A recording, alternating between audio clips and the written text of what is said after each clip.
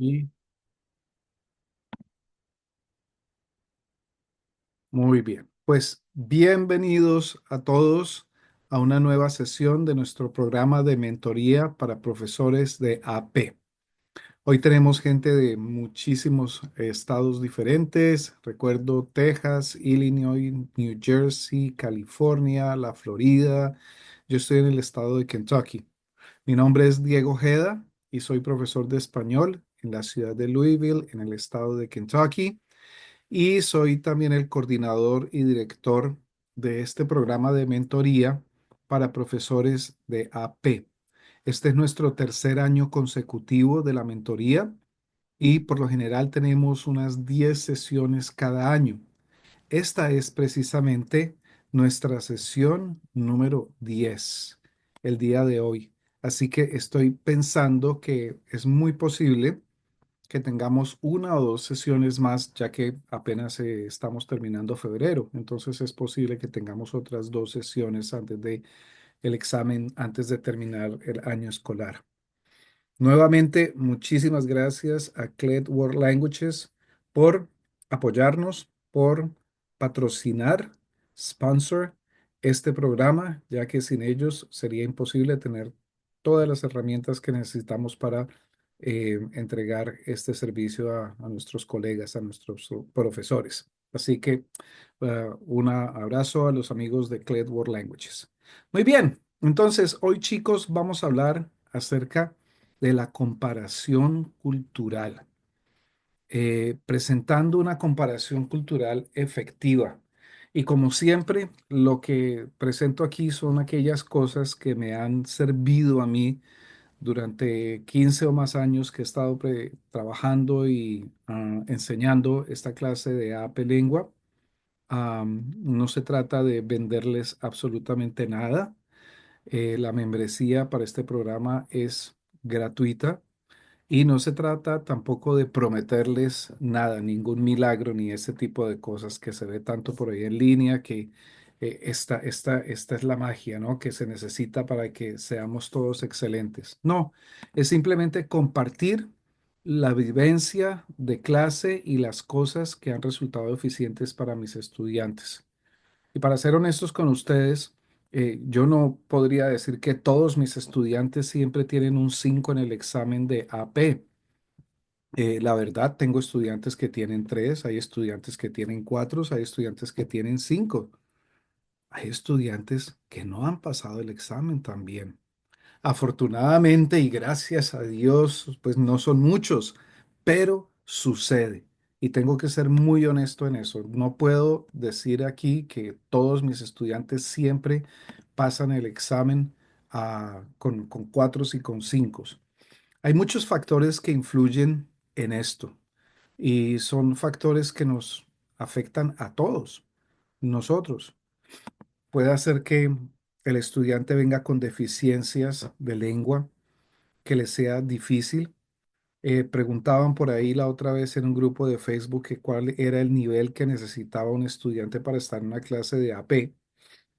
Y bueno, según lo que quiere College Board, ellos quieren un intermediate high, casi que advanced low.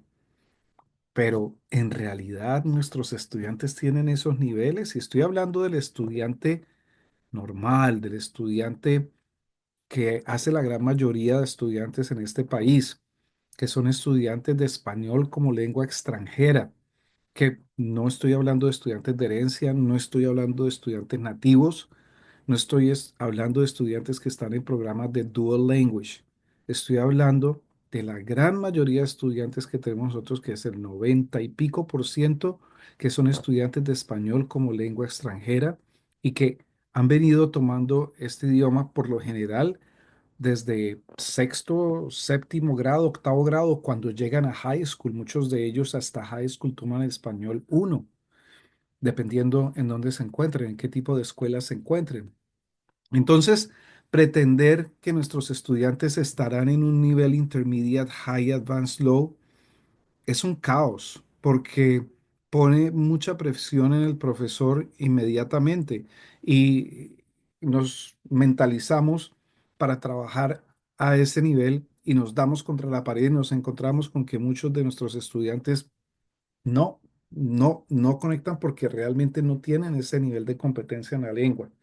Entonces, esto para decir que tenemos que estar listos y pensar que la gran mayoría de estudiantes, por mucho, están en un intermediate low. La gran mayoría de estudiantes que llegan a la clase de AP. ¿Es imposible trabajar la clase de AP con estudiantes que están en intermediate low? No, no es imposible. Sí se puede. Lo que tenemos que hacer es ser muy claros y utilizar unas metodologías que ayuden en la adquisición de la lengua y no concentrarnos solamente en el contenido o en los temas, porque ahí es cuando las cuestiones se hacen un poco más difíciles.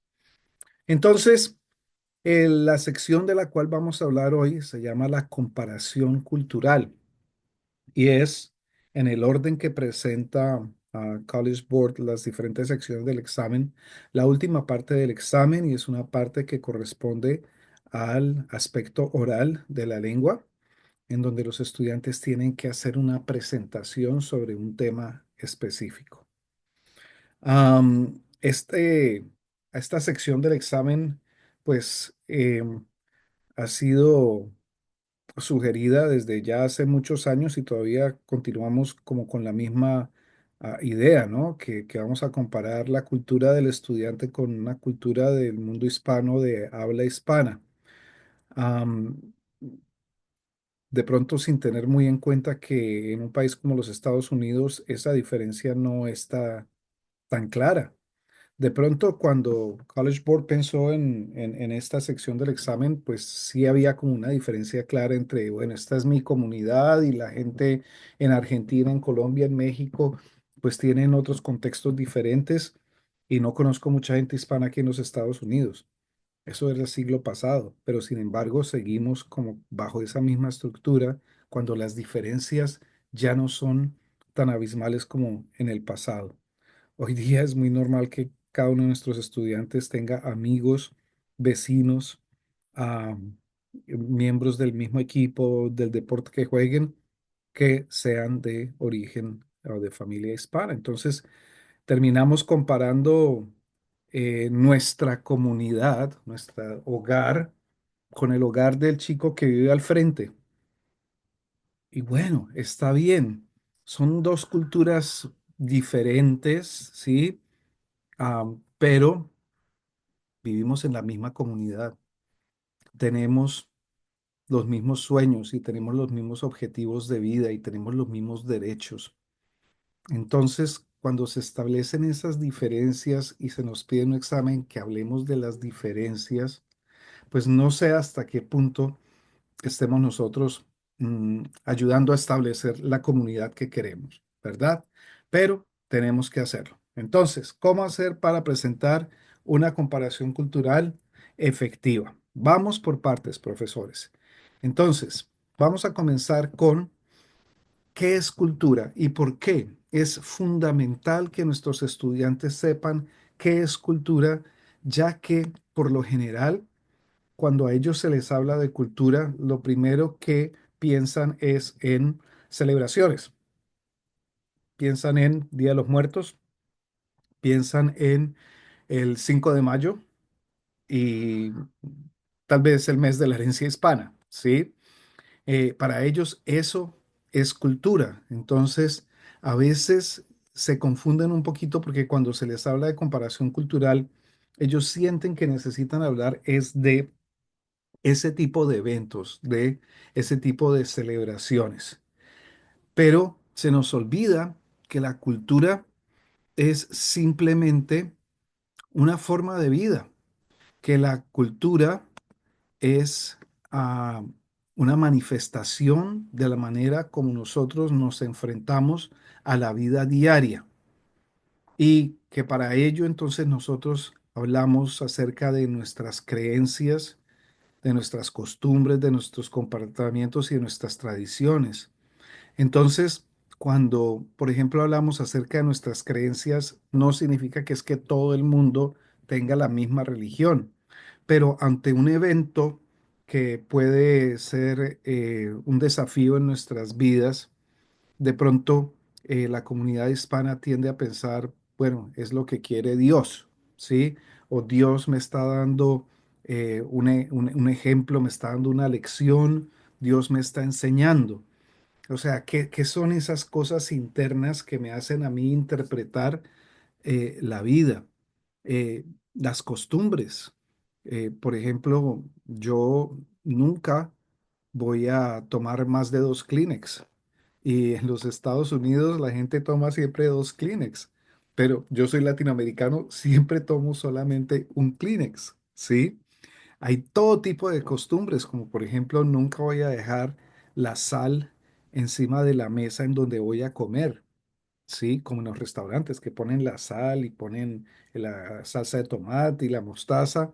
En mi casa la sal nunca está sobre la mesa, ¿sí? Son costumbres adquiridas por comportamientos sociales que se heredan y que vienen de generación en generación, pero que vienen a perfilar lo que es la cultura y la manera como actúas cada día. Esa.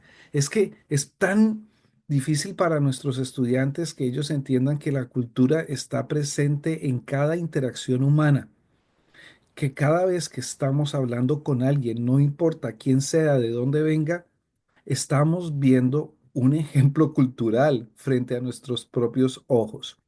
Entonces, hablamos de los comportamientos y hablamos de las tradiciones. Cuando hablamos de cultura, hay 3 componentes claves.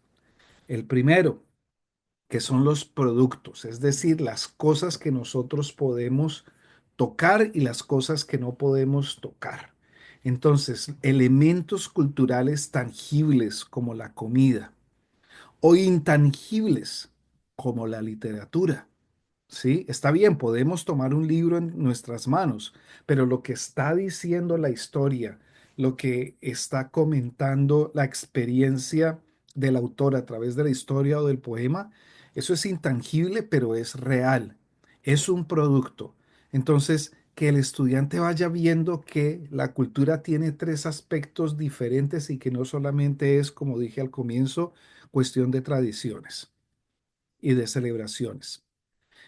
El otro componente clave es el de la práctica, las prácticas. Entonces, ¿cómo interactúo, me relaciono yo con el mundo? ¿Cómo saludamos? Y hablamos mucho de esto en nuestras clases, ¿no? Que en algunos países se da un beso en la mejilla, en otros países 2 besos y en otro país 3 besos, por ejemplo. Que en algunos países está bien abrazar cuando se saluda, que hay que apretar la mano, todas esas cosas. Entonces, las prácticas, es decir, cómo se presenta en la realidad todo eso que nosotros hemos recogido en cuanto a nuestros hábitos sociales. Y el otro aspecto componente es el de la perspectiva, es decir, nuestras creencias y nuestros valores. Eh, por ejemplo, aquí dice el respeto por los ancianos, el énfasis en la educación. Y la verdad es que para conocer un poco acerca de las perspectivas, del aspecto de la perspectiva en la cultura y en culturas específicas en el mundo hispano, es necesario conocer muy bien a la cultura, ¿sí? ¿Cuáles son las cosas que valora un colombiano? ¿Qué cosas valora un español? ¿Sí? em, ¿qué respetan más? ¿Sí? En un país X o Y, ¿se respeta más a los ancianos o se respeta más a los niños o se respeta más a las mujeres embarazadas? ¿Y cómo se puede observar ese respeto? Am, en muchos países hispanos, por ejemplo, y estos son ejemplos que les doy a mis estudiantes, hay ah, unas secciones especiales para personas de la tercera edad, no ancianos, decimos personas de la tercera edad, como por ejemplo una fila especial en los bancos, como por ejemplo cuando llegas al aeropuerto hay una fila especial para personas de la tercera edad. Y ese tipo de cuestiones. En los Estados Unidos, por ejemplo, en algunos lugares tienes que pagar menos si tienes más de 60 años. Entonces, ¿Cuáles son esas diferencias, ¿no? Pero sobre todo, no quedarse en la diferencia, sino ¿por qué? ¿Por qué creen ustedes que en este país se valore más a los ancianos que a los niños, por ejemplo? Entonces, tener esas discusiones con los estudiantes es lo que va a lograr que ellos vayan a tener un nivel de pensamiento crítico que van a poder desarrollar en una comparación cultural o en un ensayo argumentativo, ¿vale? Entonces, cuando hablamos acerca de cultura, hablamos acerca del Día de los Muertos, que es la práctica que incluye el Día de los Muertos, la creación de altares, ese es el producto.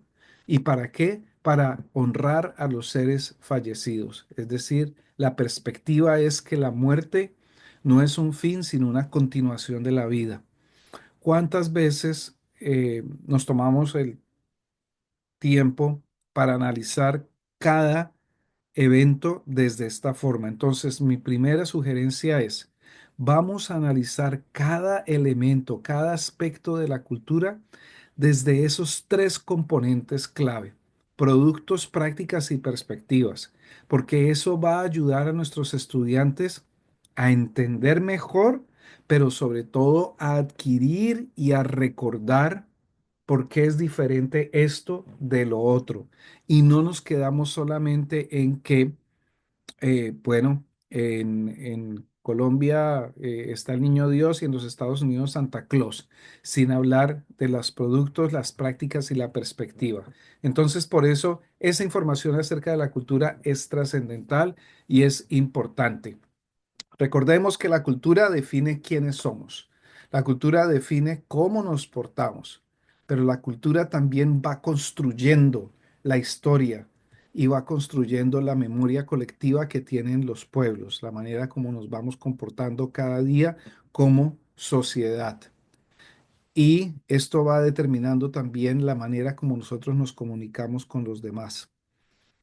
A veces pensamos que hay sociedades que son muy frías, ¿no?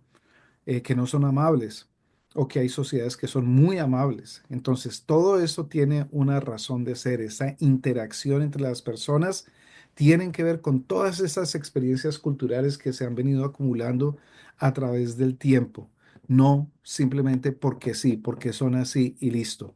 Cuando nosotros entendemos la cultura, podemos entender grupos de personas. Cuando entendemos grupos de personas, podemos entender comunidades. Y creo que podemos también ser más empáticos. Ahí sí podremos hablar un poco sobre qué es la empatía. Muy bien. Aquí hay otro ejemplo. La fuerte tradición de hospitalidad en muchos hispanohablantes proviene de costumbres históricas de comunidad y apoyo mutuo. Sí, puede provenir de algunas tradiciones indígenas en donde la hospitalidad era clave. Entonces, puede hacer que venga de otra situación cuando una comunidad no es tan hospitalaria como la mayoría de comunidades hispanas. Entonces, volviendo a la comparación cultural, hay que entender cuál es la tarea, es decir, qué es lo que hay que hacer. Entonces, lo que College Board nos dice es que tenemos que comparar un aspecto cultural de una comunidad hispanohablante con un aspecto cultural, el mismo aspecto cultural de tu propia comunidad. Pero entonces aquí es cuando nos metemos en aguas un poquito turbias, porque en un país como los Estados Unidos, ¿m? Mm, digo, hay muchas personas que hablamos español y convivimos con personas que no hablan español y pero vivimos en la misma comunidad. Sí, es que la comunidad no eh, tiene que ser algo, grupos diferentes, ¿no? Hay comunidades interculturales, hay comunidades en donde se mezclan muchas cosas. Pero bueno, sigamos pensando como College Board, que existen dos comunidades aparte y que entonces tenemos que comparar esas dos comunidades. Los estudiantes van a tener 4 minutos para preparar esa comparación cultural. Y aquí hay algo fundamental que más adelante les repetiré.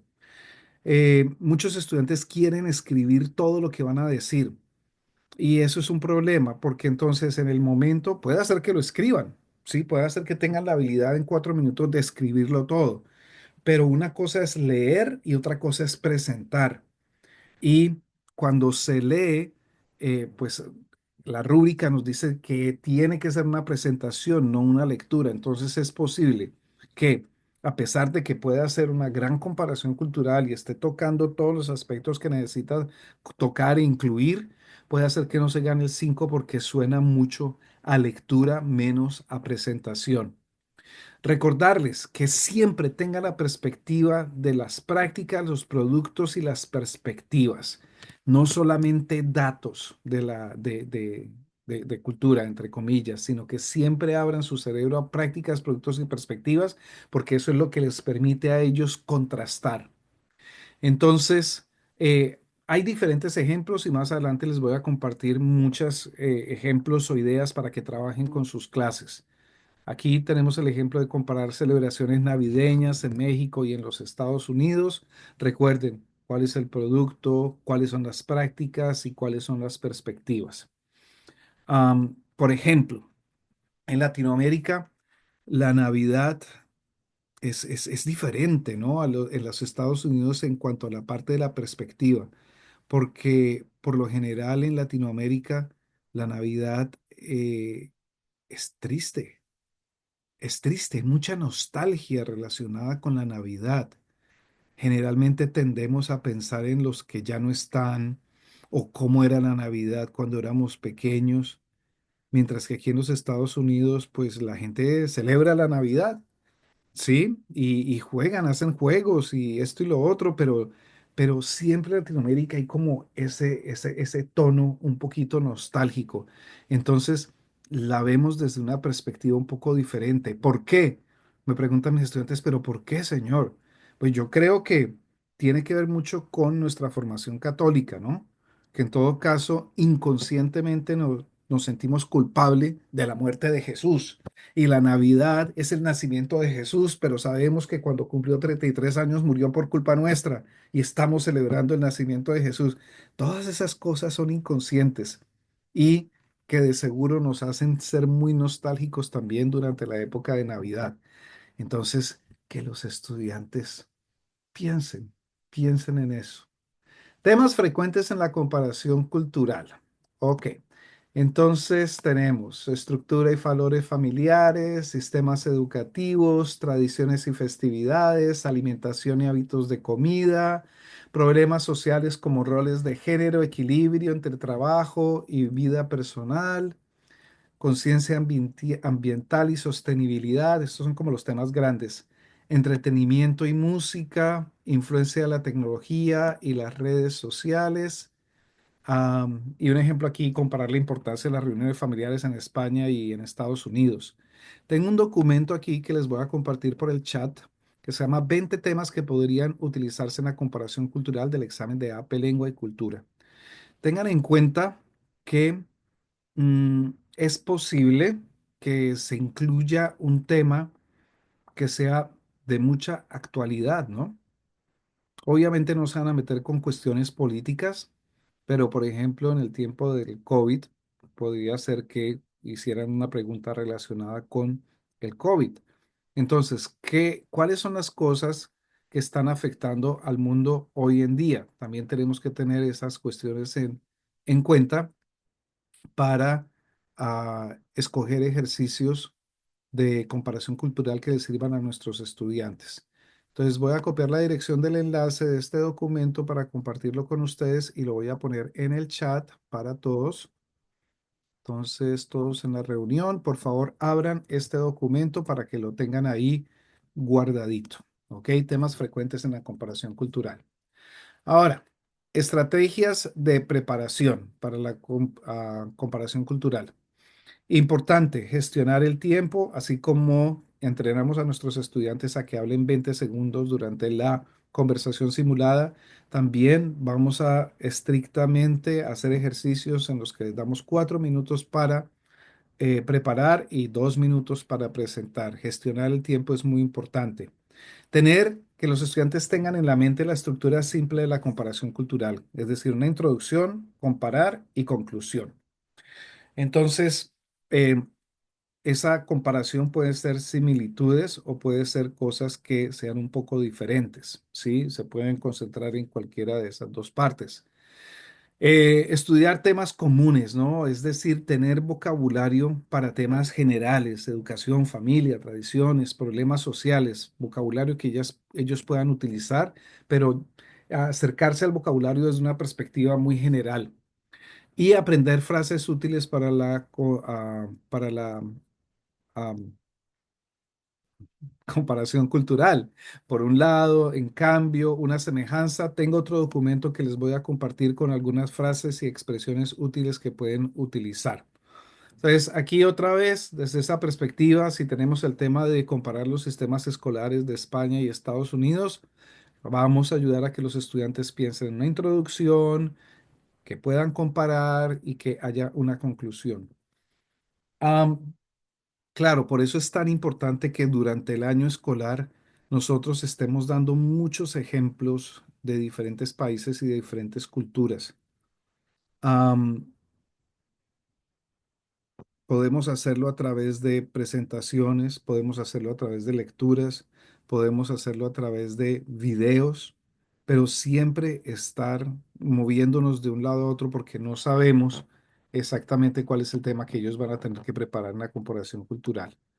Cuando hablamos de la respuesta, entonces, estructura de la respuesta, una introducción en donde brevemente se introduzca el tema, ambas culturas. Eh, por ejemplo, voy a comparar la importancia de la familia en México y en España. Esa es la introducción. Es importante que el estudiante siempre al comienzo diga qué es lo que va a hacer, porque es una presentación, ¿no? Es como si nadie ha visto cuál es el tema, solo el estudiante y él va a hacer esa presentación a un grupo de personas que no sabe de qué hablar. Después, la comparación y en la comparación va a describir cada cultura por separado. Entonces voy a decir, en México la familia es importante porque esto, lo otro, mientras que en España, entonces va a describir cada cultura por separado y va a proporcionar ejemplos muy específicos, ¿vale? También explicar semejanzas y diferencias. A veces no está todo el tiempo para concentrarse en explicar semejanzas y diferencias. Em, He visto muy buenas comparaciones culturales en donde el estudiante se concentra más en las semejanzas o en las diferencias. Desde que las desarrolle bien, ahí está comparando todavía, ¿vale? También tenemos aquí un ejemplo. En México la familia extendida es muy importante y es común vivir con los abuelos. En Estados Unidos las familias nucleares son más comunes y cada generación suele vivir separada. Eso es un ejemplo fundamental. Por eso el auge, por ejemplo, de los lugares en donde viven los ancianos o las personas de la tercera edad aquí en los Estados Unidos. Hay complejos de apartamentos solamente para personas de la tercera edad y es normal. Mientras que en el mundo hispano eh, es muy importante vivir con los abuelos. ¿Por qué? Porque los hispanos sentimos la responsabilidad de ah, pagar a nuestros padres lo que hicieron por nosotros cuando éramos jóvenes y una manera es acogiéndolos en nuestra casa y es un punto de vista un poco diferente a el punto de vista en los Estados Unidos. Pero al mismo tiempo, las personas en los Estados Unidos salen de su casa mucho más jóvenes que las personas en los países hispanos. Generalmente en los países hispanos salimos de la casa o cuando nos casamos o cuando tenemos un trabajo pues que necesita llevarnos a otro lugar. Pero es muy común tener pues, 20, 25, hasta 30 años y todavía vivir en la casa con tus padres. Y como le digo a mis estudiantes, si yo a los, si por ejemplo yo a los 25 años que todavía vivía con mis padres les hubiera dicho, papá, mamá, me voy de la casa, hubiese sido un drama grandísimo. Pero hijo, ¿por qué? ¿Acaso no te estamos dando lo que necesitas? ¿No somos buenos padres? ¿Por qué te tienes que ir? Aquí está tu hogar, esta es tu familia. Entonces, es una cosa diferente cuando los chicos aquí a los 16, 17 años ya quieren salir y los padres, aunque sienten el síndrome del empty nest, como que están esperando a que se vayan los hijos para quedarse solitos, ¿verdad? Muy bien. Am, hablar, recuerden, de productos y perspectivas. Cuando hablamos acerca de la estructura de la respuesta, también tenemos ahora una conclusión y esa conclusión va a resumir las principales semejanzas y diferencias entre esos dos países. Y es importante agregar una reflexión personal. Entonces, concluir, pero dar un punto de vista personal para finalizar la presentación. Ambas culturas valoran la familia, pero en México es más común que varias generaciones vivan juntas. Desde mi punto de vista, creo que es más importante, una reflexión personal, ¿sí?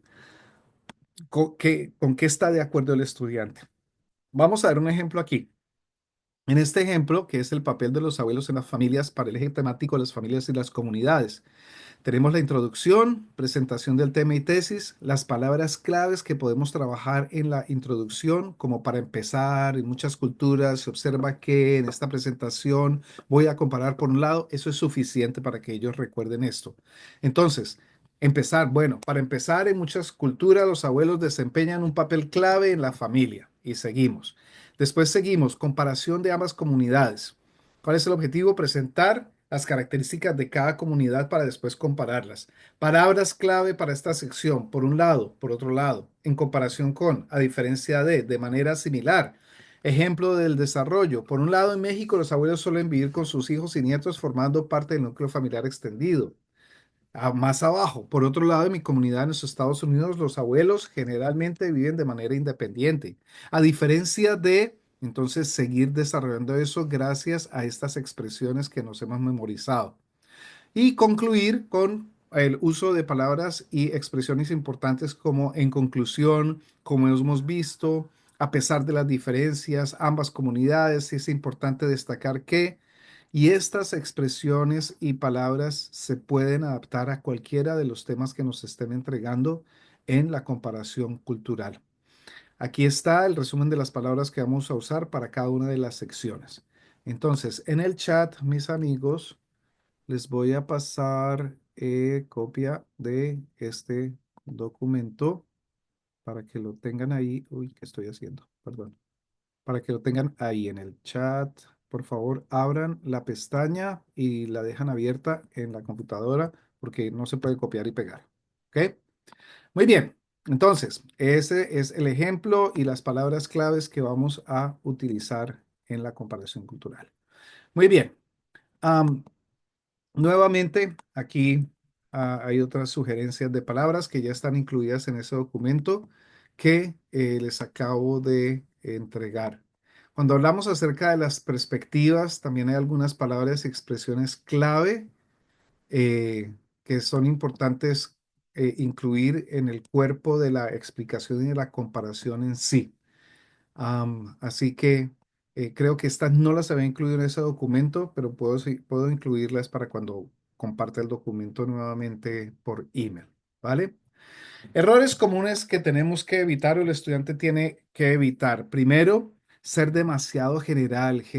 Si el estudiante es demasiado general en su presentación, eso solamente le está indicando al lector que realmente no conoce la cultura. Por lo general conoce su cultura, ¿no? Pero no conoce la cultura que tiene que comparar con la suya.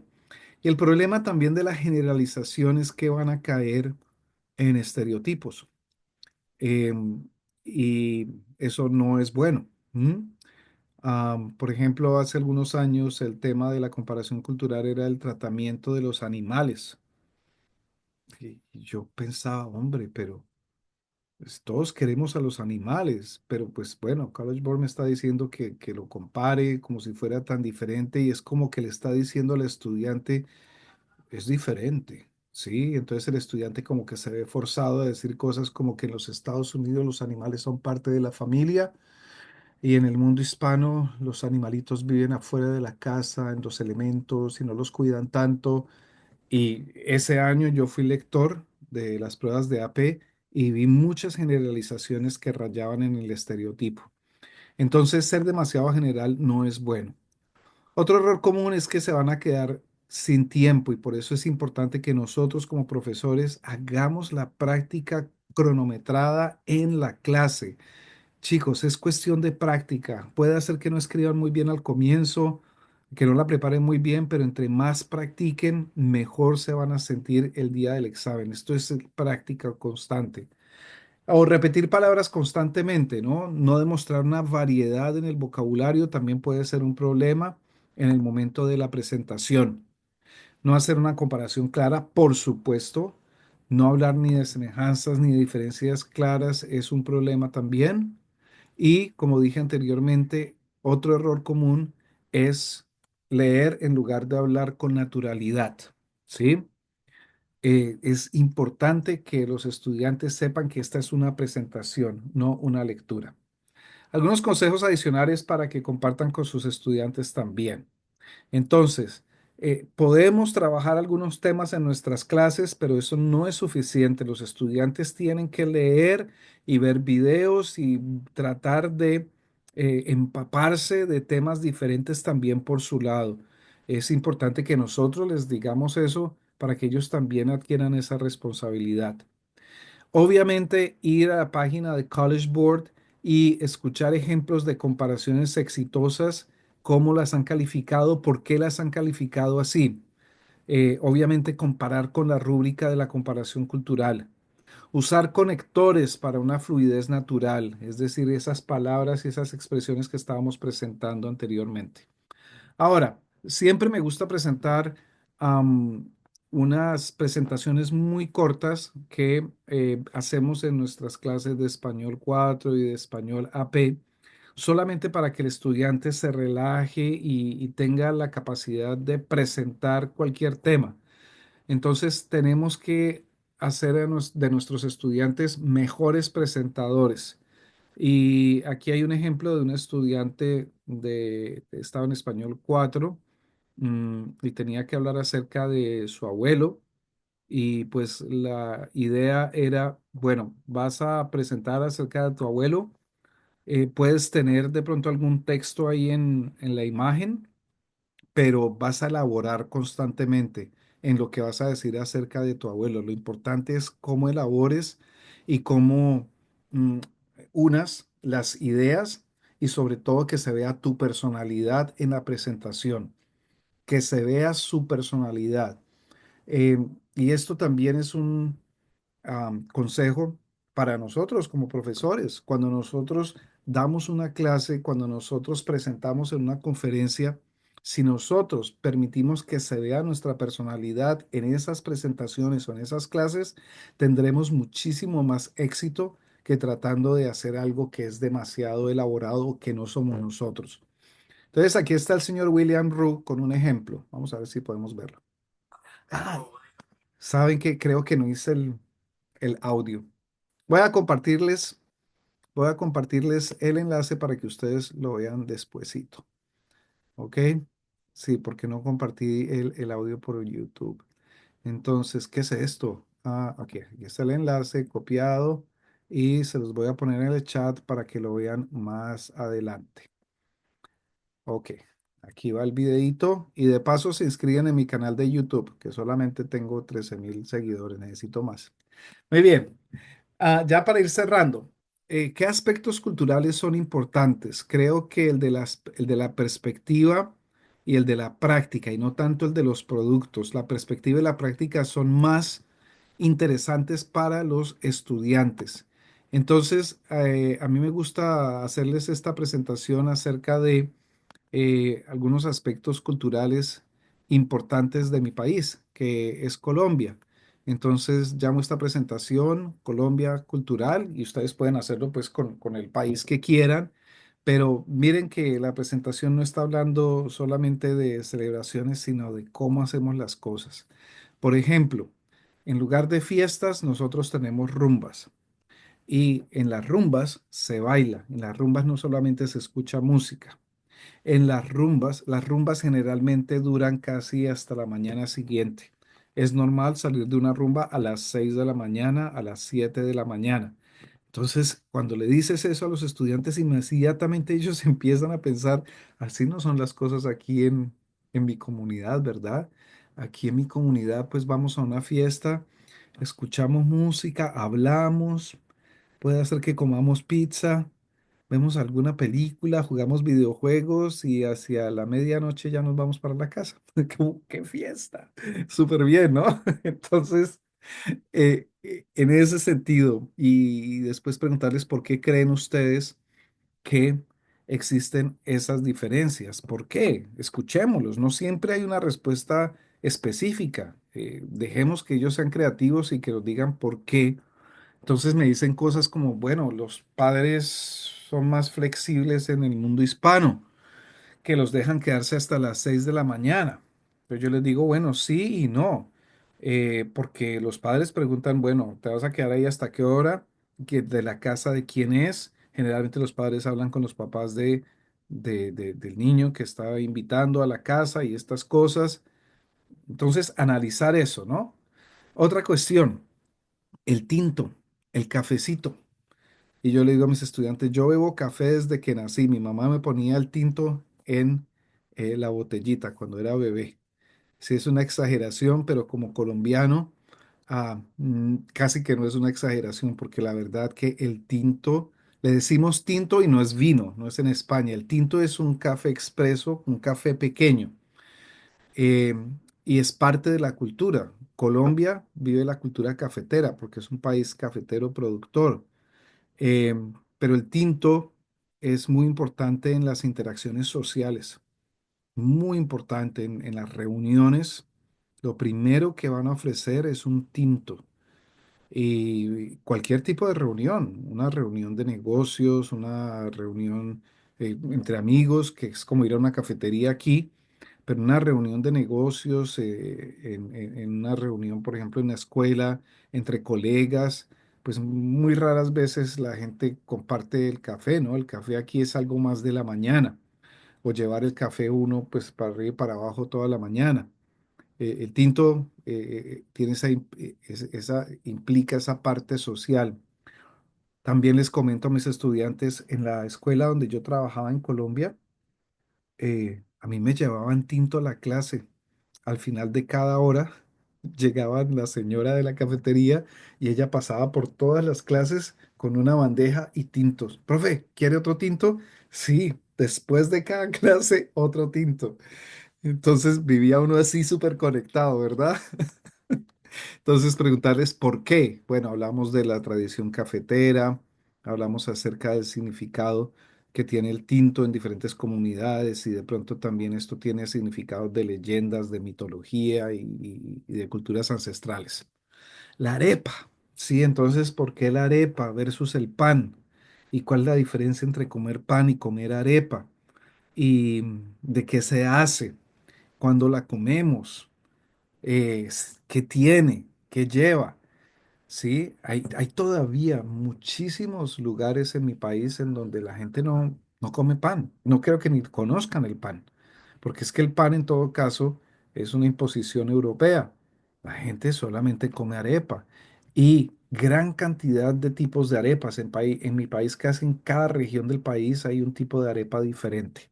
Bueno, esta presentación tiene muchísimos más aspectos que nos sirven para generar una charla con los estudiantes que se les va a quedar en la cabeza. No es solamente información, la cultura no es solamente información, la cultura se tiene que vivir, la cultura se tiene que pensar, se tiene que hacer consciente, que el estudiante imagine y se imagine dentro de ese microcosmos. Ahí les mando esa presentación para que la disfruten. ¿Ok? Con mucho gusto, sí, no hay problema. Ok, seguimos. Am, Resulta que Clear World Languages publicará este verano un nuevo libro y es un nuevo libro para la clase avanzada AP. Y este libro tiene cosas que me gustan mucho porque integra todo. Y quiero mostrarles un ejemplo de la integración de la comparación cultural aquí en la página 44-45. Déjame ir hasta allá. 44-45. Ups, me pasé. Ok. Ay, 43, 40. Ay, no es esa página. A ver, creo que no era esa página. Pero bueno, les comento de una vez. Resulta que les juro que he visto página 44 y 45. No sé por qué. No, lo estoy. Ah, sí, aquí está. Muy bien. En el libro, pero este libro todavía no está publicado, pero está en la página 192, 193. Aquí hay un ejemplo de una comparación cultural, pero miren cómo empiezan. Artistas del mundo hispano. Además de estos artistas que aparecieron en el capítulo, conocen artistas u obras de arte del mundo hispano, hablen en grupos.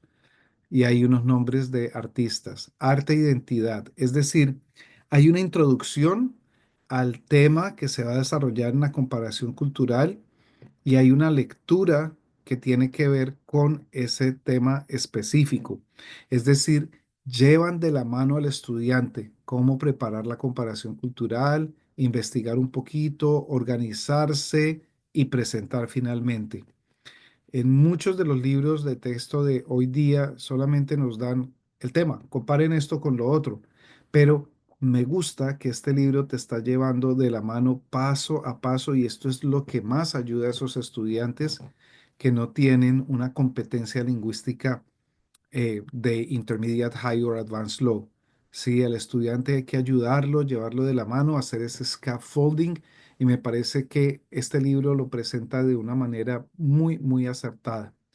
Si ustedes quieren una copia de muestra de digital, creo en este momento, déjenme saberlo por email, y los pongo en contacto con la gente de Cledward Languages para que ellos les envíen una, am, una copia digital de lo que tienen hasta ahora, ¿verdad?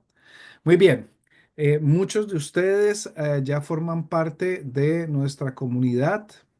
Hay 33 personas conectadas esta noche. Si hay alguien de estas 33 personas que todavía no esté recibiendo los resúmenes y los emails relacionados con esta comunidad, por favor, inscriban su nombre aquí en este enlace. Si se inscriben ahí, van a recibir siempre toda la información y sobre todo el video de esta presentación y los documentos y un resumen también de esta presentación que ustedes pueden compartir con sus estudiantes. Por favor, compartan acerca de este programa con sus colegas, eh, porque como les dije anteriormente, es un recurso gratuito que no va a hacer promesas falsas, sino que habla acerca de la realidad de nuestras clases. Por ello, hay más de 1.600 profesores que están en esta comunidad, así que bienvenidos a todos. Nuevamente, profes, mi nombre es Diego Ojeda, profesor de español en Louisville, Kentucky. Si no nos seguimos por Instagram, por favor, sigámonos. Ahí está mi handle que se llama señor_Ojeda. Y los invito a visitar mi blog, en donde van a encontrar muchísimos artículos y herramientas que les sirven para sus clases y también a mi canal de YouTube, en donde encontrarán muchísimas más cosas. Así que muchísimas gracias y en este momento voy a parar la grabación y voy a dejar espacio para